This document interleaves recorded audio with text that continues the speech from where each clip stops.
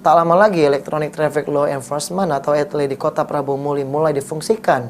Sebelum beroperasi, Satlantas Polres Prabu Muli melakukan sosialisasi kepada seluruh elemen masyarakat, termasuk para pelajar sekolah. Konfirmasi itu yang ada scan barcode-nya, diklik aja. Untuk memberi pemahaman bahwa kamera tilang elektronik di Kota Nanas sudah terpasang, Satlantas Polres Prabu Muli mulai melakukan sosialisasi kepada masyarakat. PS Kasigar AKP Julius Metajiwa SH memberikan informasi terkait fungsi Electronic Traffic Law Enforcement atau ETLE di Aula Polres Prabu Muli beberapa hari yang lalu menjelaskan, kamera ETLE dapat mengcapture setiap pelanggaran lalu lintas yang terjadi di coverage ETLE yang terpasang.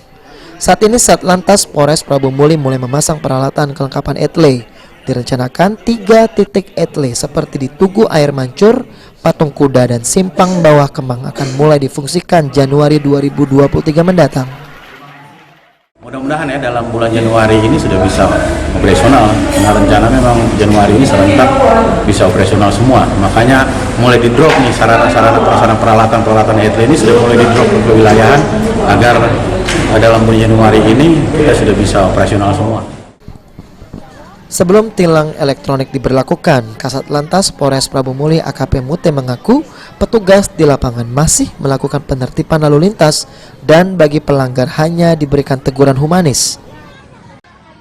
Nah, jadi untuk saat ini karena kita memang sesuai dengan instruksi Pak Kapolri, kita belum melakukan tilang manual, jadi kita saat ini memang upaya kita yang kita lakukan adalah melakukan sosialisasi, teguran humanis saja. Terkait jenis pelanggaran yang paling banyak sering terjadi di wilayah Kota Prabu Muli, Kasat Lantas AKP Mute mengatakan pengendara yang tidak menggunakan helm merupakan pelanggar tertinggi. Padahal fungsi helm sangatlah penting untuk keselamatan para pengemudi. Benny Firdaus, PAL TV.